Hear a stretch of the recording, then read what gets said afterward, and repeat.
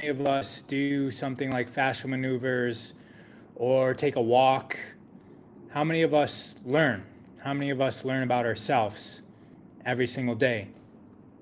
There's there's a lot of potency when it comes to using bodily daily practice to enhance your spirit, to enhance your capacity of a being here.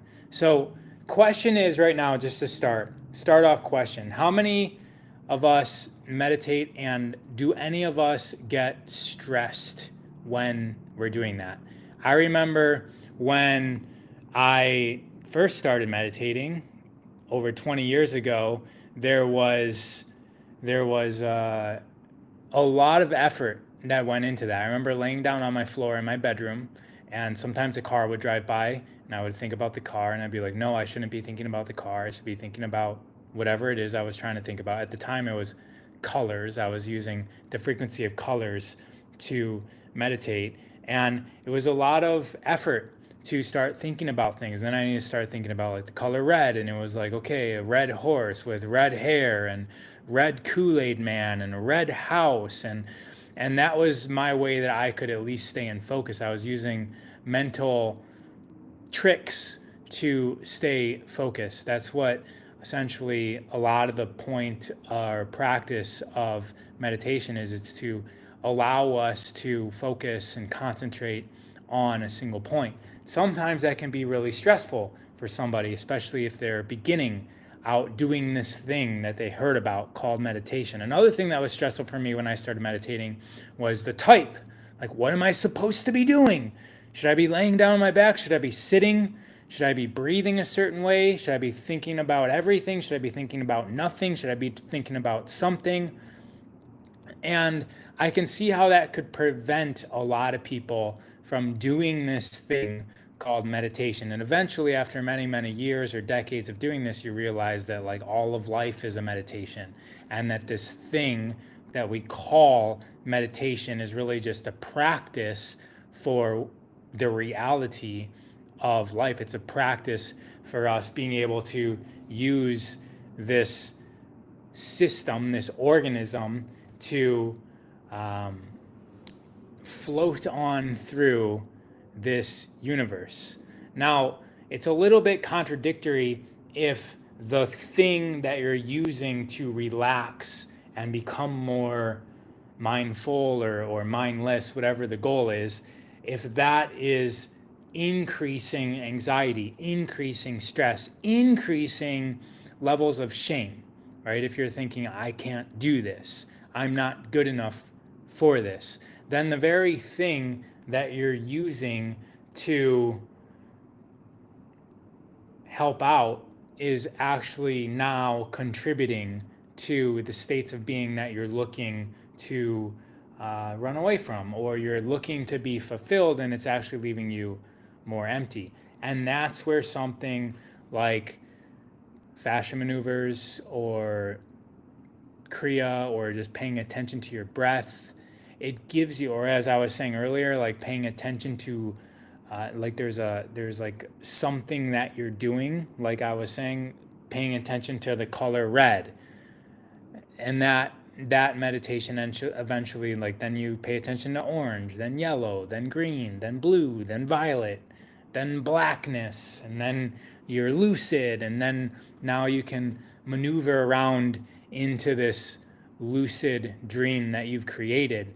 And once again, this is all practice for life.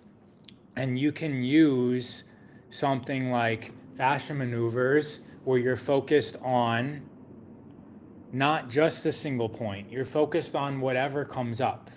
Now, there's a lot of constriction that may come up if you have this idea that you're supposed to be cross-legged in lotus position with your spine straight and your bandhas locked and your hands in perfect mudras, and you're concentrating on what? You're supposed to be concentrating on samadhi, like, which is like what is it? It's like this elusive state. And rather than doing that, and I'm talking to people that are new into this thing that we label as meditation, which is really just a practice for all of life. It's practice for how to manage this system that we call a human being, which is really a single point of focus of a grander organized entity that is all humankind on whatever this is, whatever game this is, whether it's a planet or a matrix or an experiment, whatever it is, we are a single point of focus. So us practicing allows us to be more ourself. And when we're more ourself, when we can actually pay attention to all of ourself, when we can notice our breathing, when we can be aware of our thoughts, then that allows us the capacity to be aware of others. It's impossible to be aware of others if we're not aware of ourselves and all of the different persons that we are. We're a different self in the morning than we are in the evening. And when we can be outside of that and operate from an observer standpoint, then we can observe ourselves in its totality, which then allows us to observe others in their totality, which isn't really able to be done if you're stuck within the labels, if you're stuck within the this is this and this is and that is that. If you're stuck there, then you're essentially unaware of what else it could be, what else you could be. And that's where a daily practice comes in, because it allows you to practice and to notice and to observe. And it usually can, as Scott's saying, be like the midday sun. We can start with the breath and not control the breath, but notice the breath. And guys, yeah, thank you for bringing it back to the body and ground. If right now you guys just notice your breath, like realize that you've been breathing this entire time, this entire life. And if you just start noticing how you're breathing now as you're doing whatever else you're doing. Some of you might be walking, driving, looking at the phone. You might be doing multiple things right now, but can you also bring awareness to the breath? And as you do that, you notice the inhales, the exhales, the pauses at the top of the inhale, the pauses at the bottom of the exhale, and how your body's reacting. As you start to change movement, your breath pattern changes. And being separate from the breath allows you to observe the breath, and being able to observe the breath allows you to be separate from the breath. And breath is something that's amazing to practice, because you're always doing it.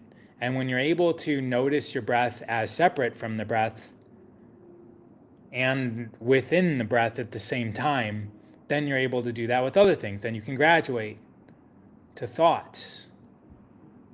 Can you separate yourself from your thoughts? Are you able to notice your thoughts as other than yourself? And it's really another dimension of self. So it still is self, but just from common everyday language, are you able to also see it as something else? A lot of people call it a download. That's a way of saying like it was downloaded to me, meaning that it came from somewhere other than this brain, which is a whole other tangent we can go on, right? A lot of us were taught in school that the thoughts come from inside the skull. What if not? What if not? I mean, I'm looking at the plants next to me. These things know when we're miles away from the house and coming towards it. Our dog, our pets, the mascotas, our pets know when we're coming home. I mean, and some people say it's because they can sense the particles in the air, so they know at time the time when you're coming home from work, because you come home at the same time, so the particles in the air are around that time, so the dog goes to wait next to the door. Yeah, that can be true for people that work 9 to 5, get off at the same time every single day, but there's studies where that is accounted for. And I also live in a house, and I watch when my wife leaves. Happened this morning, and Solar was upstairs with me, and then he walks downstairs, and then 1 minute later I hear the car pull in the driveway and the garage door open. He knows when she's almost, here pulling into the neighborhood. It's not the senses that we think of. We are more than this body. And so just the fact that there's sensations that we have that, I'm reading these messages. Can you repeat how people can know how do you get a download? How to get a download. So first, it's intention, right? You can't download information. Let me rephrase that. You won't perceptively know you're downloading information if there's a belief that that's impossible, right? And I've read, speaking on a high level of downloading, like, I don't know, 30 to 40 books that are written from channeled sources, which means that the actual human author was being downloaded information that they just either spoke or wrote on paper or typed while in a state, a trance, where they're being downloaded information. They're channeling text. And there's tons of them out there. And oracles, like all old government agencies, even current government agencies, consult with people that channel, right? I mean, even JP Morgan says millionaires don't use astrologers, billionaires do. So there's this connection that some of us have figured out on how to download information. You're going to be unable to perceptibly receive that if you have this underlying belief that it doesn't exist. So first of all, we have to open ourselves up to it. And then once we do that, we can do experiments. So even if you're skeptical, that, like I was, start doing experiments. Start doing experiments, and then you can start relying on it. So there's experimenting, and then there's basing your life choices on things or relying on it and trusting it more than you trust the old way. Scott says the download is necessary language comprehension. We have learned to discern and correlate it to patterns. The download is necessarily language comprehension. We have learned to discern and correlate to patterns. So downloads don't, as Scott's saying, it doesn't always need to be spoken language. It doesn't need to be words. You hear stories of and then God said to me, stand up and fight. It doesn't always have to be this spoken word that you hear in your ear or in your mind. It can be you recognizing coincidences or synchronicities and using that as a marker or a compass to guide your journey. It can be noticing things that are brighter in your reality. So things can pop out. There's almost another dimension, or you feel drawn or attracted or repulsed from something, or you get a strong feeling that is almost like an attraction that pulls you in towards things. Some people call this intuition as well. If we were looking at animals, what are they called? Like fish knows how to swim. Um, why can't I? It's not a habit. It's somebody in the chat will let me know. Oh, somebody's saying stop watching the news and watch this type of information come flowing in. That's true. Like guys, everything that we are exposed to is to turn these instincts. Yes, instincts. If we were looking at animals, we would call them instincts. So a lot of our training in school is to turn off this, right? Because if your agenda is to govern a people, that's what the government is. The govern is to rule, meant the mind, right? So the government or the authorities at bay that we've given power to are encouraged to have us operating underneath their authority. I have many downloads of helping people through bodywork again, yet stress within my current life strays me away from it. At least that's the story I'm working on thus far. Right, so that brings me back to the original point I was making that I never really finished, which is, and maybe I didn't even bring it up, because I started this live and then I had to end it and then restart it. But body, mind, and spirit, you need all of them. Like this person said stress, right?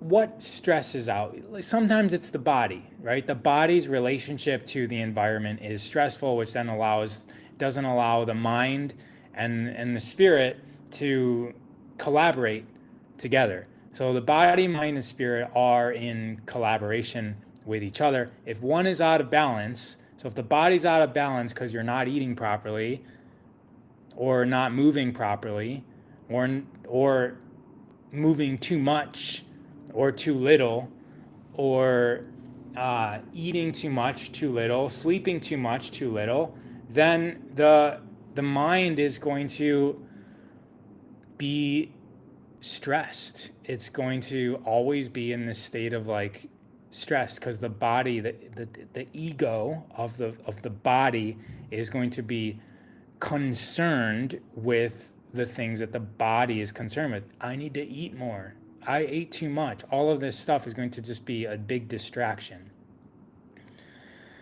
Same thing with the mind. We have to keep the mind in practice. We have to keep the spirit in practice, and then they can all collaborate together, and then the boundaries between them begin to dissolve because they are all one thing to begin with. We just separated them so that we can understand the different aspects of ourselves more fully as an aspect of ourselves. But that's what an aspect is. An aspect is an aspect. It's part of a bigger, grander organism, which is ourself.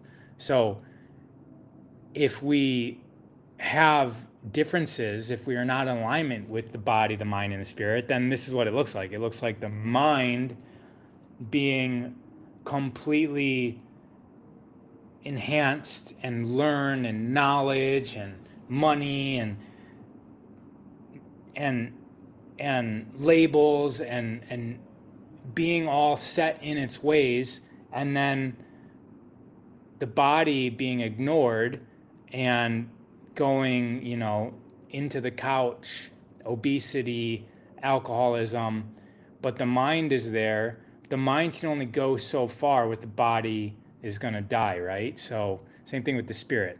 So we're unable to go into further lessons with the mind if the body's holding us back, because if the body was healthy, then we get to do things, and then the spirit was healthy, we get to do things like meditation. We get to do things like know what it's like to climb to the top of a mountain. We get to do things like have fulfilling relationships with others that are physically attracted to us. And that offers the mind more capacity to practice. And so if we're ignoring one of these three aspects, then the other two suffer because it closes off opportunities. Same thing with the spirit. The body's not going to be able to experience life fully if we are spiritually dead, if we do not have a connection to what is outside of the body. With the connection to what is outside of the body, we then get a more enhanced perspective of this body. We grow a deeper respect, a deeper experience with this body, the more that we comprehend what is outside of it. Exactly, and I don't want people out of stress, like, okay, I need this client booked to keep me sustained. Yeah, so that's the problem with the society that we're in, is that we all have passion and we start doing it. If we do it good enough, then we become a professional, and then becoming a professional comes with all these other responsibilities, which then can take away from the passion. And then we get to start over and think about, okay, how can I arrange this in a way that still feels good? I've been really positive about my life completely transforming for the better. Yesterday, something triggered and started to lose faith and feeling really scared. But today, after I prayed, I got this.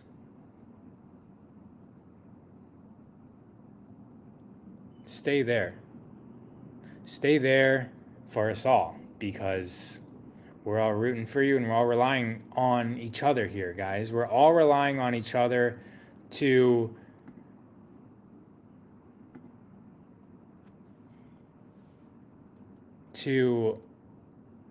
create our own dream worlds that we all get to live in. And so if we're all just pointing fingers at what's wrong and noticing what's wrong, which is a very strong force, our bodies are made to avoid death. But if we can do what it takes to every single day, so if I had my whiteboard behind me, I could show it easier. But a lot of how we're trained is to go from like -10 on a scale of 1 to 10 to 0, right? We go from broken to not broken. We go from diseased to not diseased. We go from not knowing something to knowing something. And that seems to be, we go from not being able to pay our bills to being able to pay our bills. We're always learning at a capacity to get to neutral, to get to good enough, to get to I don't feel pain anymore.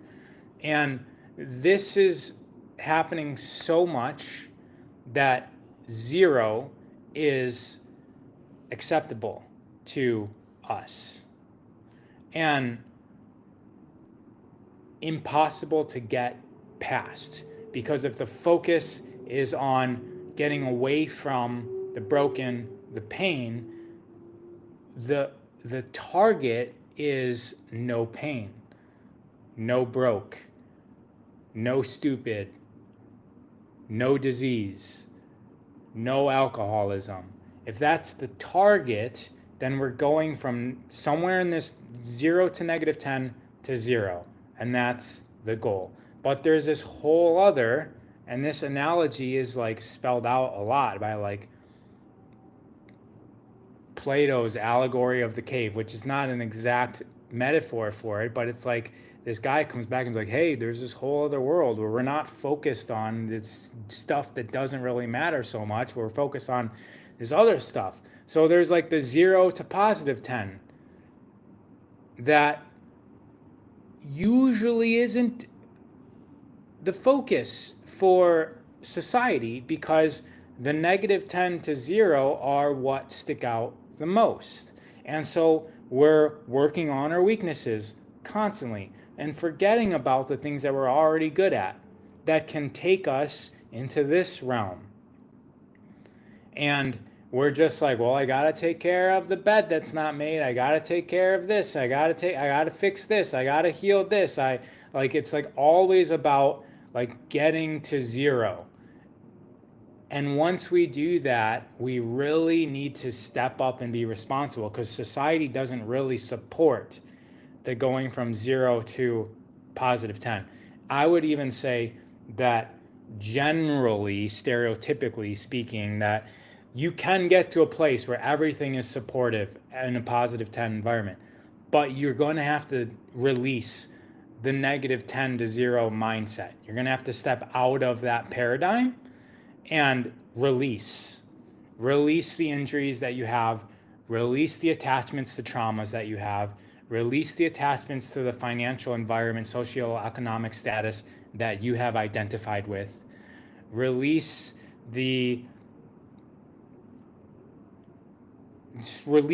everything that doesn't serve the 0 to positive 10, because you can't be in two realms at the same time. And if you try to be, where you're mostly at is going to sabotage the other. And a lot of times you're going to have to burn down this house. You're going to have to burn it down. To let it go, you're going to have to destroy it. It's going to feel like you're burning it down. It is burned down. There's going to be fire. And then again, analogies, metaphors come out, Phoenix rising from the ashes. Fire is always a cleansing mechanism. And so let's start operating in the standpoint of 0 to positive 10 as opposed to negative 10 to 0. Really wild how things change all the time. It's going through comments. I'm realizing as people can be helped on every level, and it's all about starting. Purify the soul of all that commonly agitates it. Your confidence is ... So, how do we operate here, right? It really starts with realizing, like, at the fundamental level, we have to go into everything and release. Like, do I have a fear? Why is that there? When did it start? Inhale, exhale, gone. Like, it doesn't have to be this long drawn out thing. And of course it can be, guys. It can be. There's whole professions based off of people that love to do things. I used to own gyms. People that love to be in pain to feel like they were fit and attractive. I was serving that clientele. There's psychiatrists, psychologists, trauma therapy experts, addiction experts that are serving those people that love to grind out with their addictions, with their enemies, with the villains of their life. They get gratification out of the fight. And it's as easy as a choice to just say, nah, I'm not doing that anymore. It's not a worthy opponent. I'm interested in a different game. Can I learn this musical instrument? Can I learn how to earn and be wealthy enough to support the next 3 generations of life in my family? Am I able to learn another language? Can I lucid dream?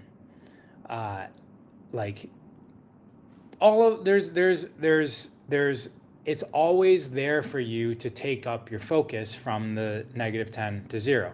It's just a choice. And when you make that choice, when you pick up the paintbrush, when you start to play, when you decide I'm going to take a nap today, when you stop feeling bad for yourself for taking a nap, when you just go on a walk, when you finally go into the ocean that you've been living next to for the last 20 years, when you just decide to do it, the other stuff just falls away.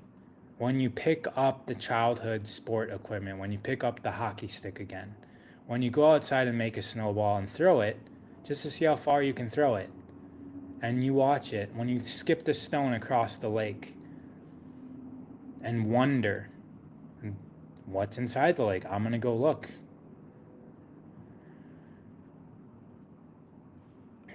Now you're not operating within your pains.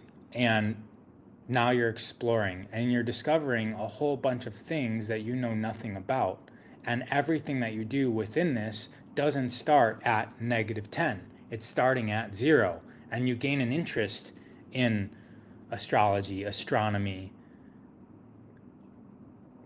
even things like, are the dinosaurs real? You gain interest in things that you didn't really know much about. There was no pain, there was no trauma there, there's no lived experience. And then you just become better at it. And with that comes the thing that might have been eluding you your entire life, called happiness and laughter and joy. And seeing people for who they are, not as somebody who's contributing to your pain, or somebody who's responsible for your pain, or somebody who potentially could give you more pain. You start living in a different realm. And maybe every once in a while, this other thing comes up, and now you're more in the 0 to +10 spectrum, and you sabotage that thought. You learn all of the other perspectives of that thought or that experience or that invitation. That door opens, and you have all of this other experience that's like, nah, bro, I'd rather be over here. And it's simple. It's very simple. Now, is it easy? That's a different thing. I'm not necessarily saying it's easy to detach from things. It actually might be one of the most difficult things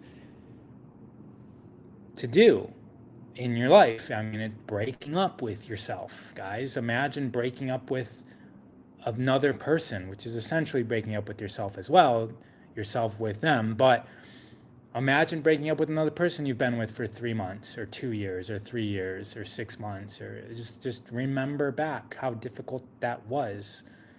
And now times that by 100, because you're not breaking up with somebody else's physical body, you're breaking up with yourself internally and externally. You're breaking up with the mind that you had in the -10 range. You're breaking up with the actions that you do on a daily basis in the -10 range. You're breaking up with the emotional, even the hormones that get released when you're in the fight. When you're in that fight, dopamine, serotonin, all of this stuff, adrenaline gets released. It actually literally gets you up in the morning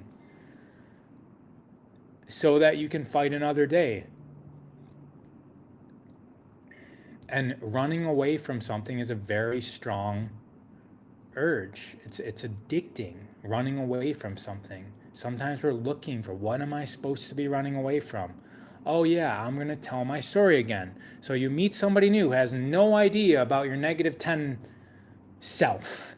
And then you go into, well, in my last relationship, this is what happened to me. When I was younger, this is what happened to me. Everybody in my life said, this is what happened to me. Earlier today, this is what happened to me. Well, when I try to do this, this is what happens to me. And you retell that, and now you sign on, you enroll this person into this -10 to 0 story of yourself, and now you both get to live there. And they don't necessarily go there with you, but you have categorized a relationship with them so that you are this and they are that, when you could have just as simply done the opposite and just determined, with this person I'm going to tell a different story and I'm going to stick with it. It's not pretending, it's realigning, which is what we do in every single moment of the day. We realign our balance to physical reality. We take a step, we're rebalancing. We're shifting our head over our hips, over our feet on the earth, and we're reorienting ourselves in the physical environment. We can do that with our mentality as well. We can do that with our emotional states as well. And it can easily be practiced. Okay, it is very hard to look within when the world offers so many distractions and ways to numb. It takes great courage to face ourselves, but my God, we are so worth knowing. Yes, of course.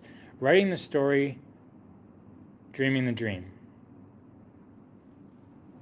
One of my favorite things to do when I was, I guess, the first 10 to 15 years of learning about psychology is I was recognizing that nobody knew what they desired. And I used to ask people this question, what do you want? And now that verbiage isn't my favorite because want comes from lack, and so you're aligning people to what they lack. But I used to notice that maybe one out of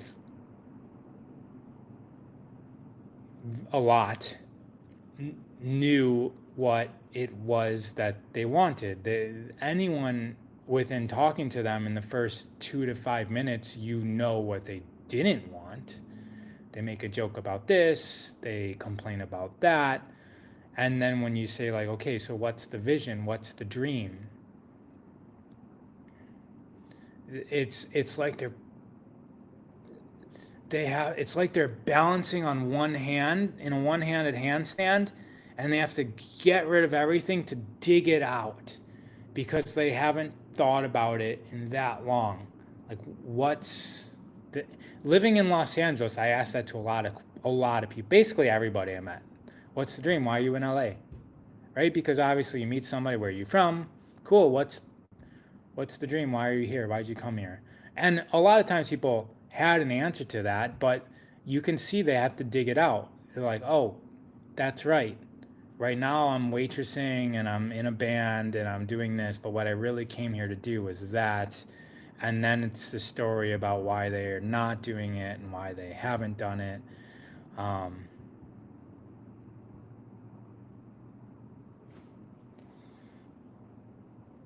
Maybe it was just me like giving myself an ego stroke because I was doing exactly what I came to LA for, but who knows? I just thought about that right now. But the point is that at the end of the experiment, I realized that very few people even know what it is that they want. Like, I remember I walked into I needed to mail something. This is why I get into conversations with people for a really long time. I was in there for like 40 minutes, but the guy was complaining about how everything was messed up. And I said, where are you from? And he said like Turkey or something like that. I said, what were you doing there? And he's like, I owned like a little stand or something. And I'm like, okay, so you came here. Like what's the dream? Like what are you doing? And he's like, well, I want to go back.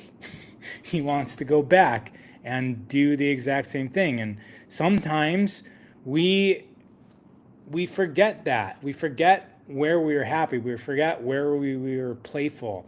And it's always available for us to go do that. And then we justify why we can't.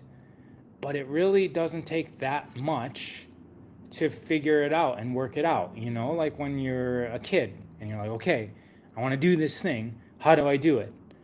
I'm not old enough. I'm not big enough. I don't know. I'm not smart enough. So, but you end up figuring it out. That's growing up. You just start figuring out how to do more and more things. Like at one point, you couldn't ride your bike to the other side of the neighborhood and back because you didn't know how. Then you figured that out. And then you had to figure out how to drive. And then you figure that out. Now you do it automatically. And so all of these other things are the same way. It's just we get out of practice. We get out of practice on how to do the things. So what are we working on? Like, what are the things that we're working towards? What are the dreams?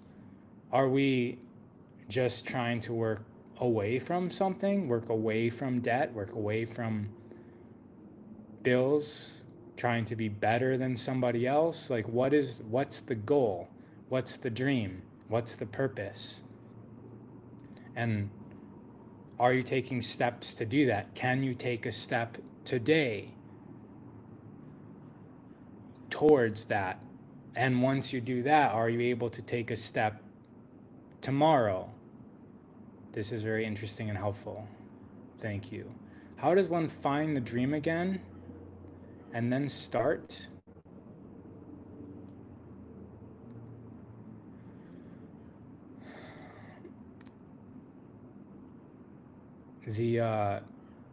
I watched, I think it was Lil Wayne, and the reporter asked him, like, do you think you're being a good role model for other people? And he was like, he said a whole bunch of things that made sense and partially derogatory, but he basically said, if you need a role model on how to live, then why are you even here to begin with? Like, why are you even living? And it's kind of the same thing when it comes to your dreams and your desires. It's something that you do. It's something that you're attracted to. And I would say it's a great responsibility that we all have to know what we're good at. Guys, we're operating and collaborating to create this reality. We don't have to all do everything. Those of us who are great at something, and so it's being good at something, loving it, right? It's like being good at it, loving it, and if you need money, then are you able to organize a life either around it or with it that you can support yourself? And find the intersections between what you're good at, what you like, and what you can get paid for. What you're good at, what you like, and what you can get paid for. And in that intersection will be your fulfillment. And sometimes it doesn't always happen that way, but you can start by going to what you're currently getting paid for and figuring out how you can get better at it or how you can increase your passion for it. And sometimes that's a mindset change. So if you're somebody who's like any job, you can reframe what you're doing, right? There's I don't remember the exact story, but it's like the story of a bricklayer, and one bricklayer identifies as a bricklayer and is depressed and angry and anxious, and the other bricklayer views his job and his career as vitally important because he's setting the foundation for which future generations are going to be able to live and prosper and make families within his creations. And so that's something you can start doing now. And I would say that basically, if you hate your job, you're operating in negative 10 to 0 mindset. And you can, with the same exact job, go to 0 to positive 10 mindset about the same exact job. Find the things that give you purpose, that give you passion, that give you enjoyment, that give you fulfillment within your current job.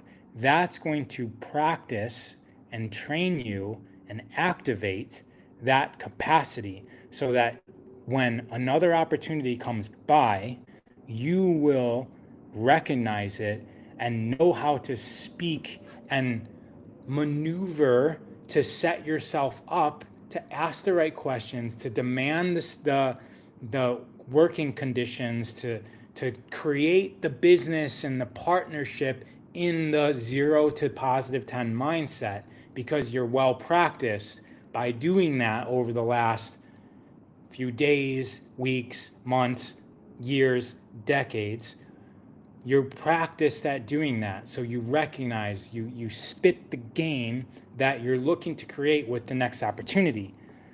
And then that just rolls over into everything, into the people that you're dating, into the business alliances that you're creating, into the family that you're setting up, into the clothing that you pick and wear every single day. You're in this frame of reference because you just decided one day to look at your job with different eyes. And the same thing with everything in your life. You can decide today to look at your car in a way that serves you better than how you have been looking at your car.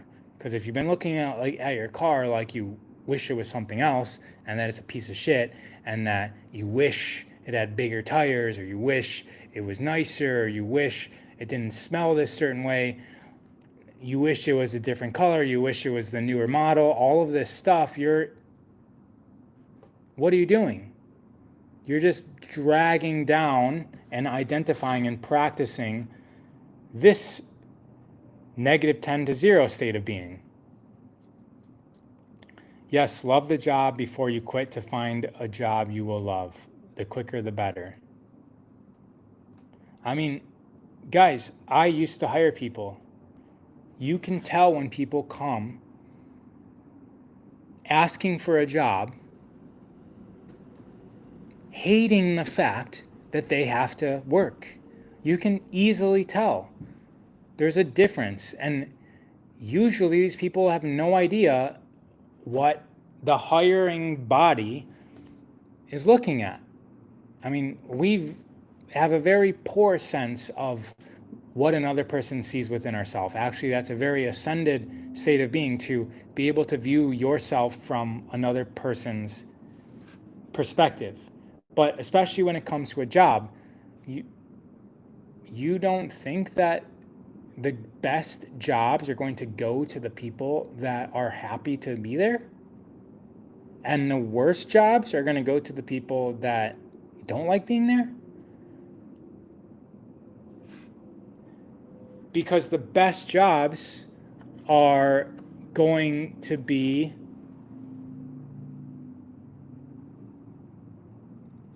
taken by the best applicants, the best type of people. And somebody is going to be hiring or looking to fulfill or partnering with somebody who wants to be there, guys. Why would you want anybody on your team who doesn't want to be there? And so practice desiring being where you're at, because that practice is going to come through you whether you like it or not when you walk into your next job interview or your next meeting with a potential partner or your next meeting with investors. If you're looking to pitch something, it's going to come through whether like you don't have a choice of whether it comes. You cannot fake it. Everyone can see through you, which is awesome, because a lot of times that's what it takes to build something great, is you need to be able to see through people's words, because everyone shows up to the job interview with their own, their best self mask on.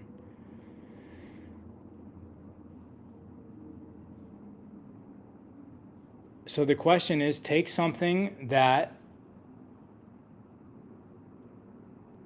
you've been addicted to bashing, you've been addicted to looking down upon, and this can be a role that you do, this can be a thing that you own, this can be a relationship that you have, this can be the weather of where you're living. I get that a lot. If I start talking about the sun, everyone gets on here wishing they lived somewhere else. And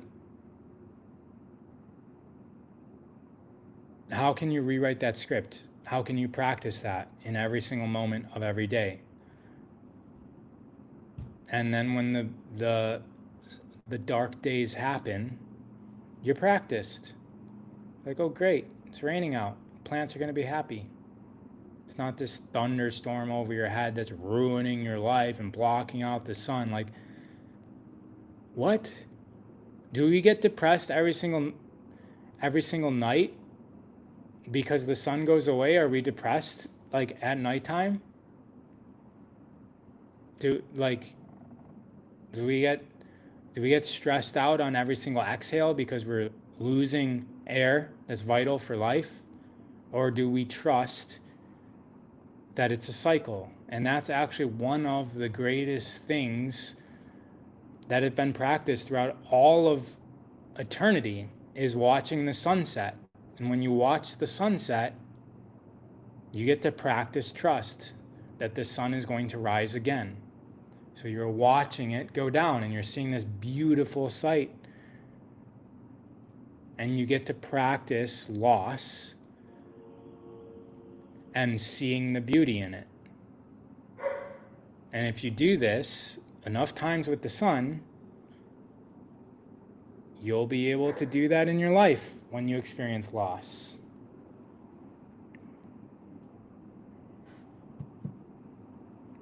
All right, y'all, I'm here every week, and I will see you again next week. Bye-bye. Thank you for the comment.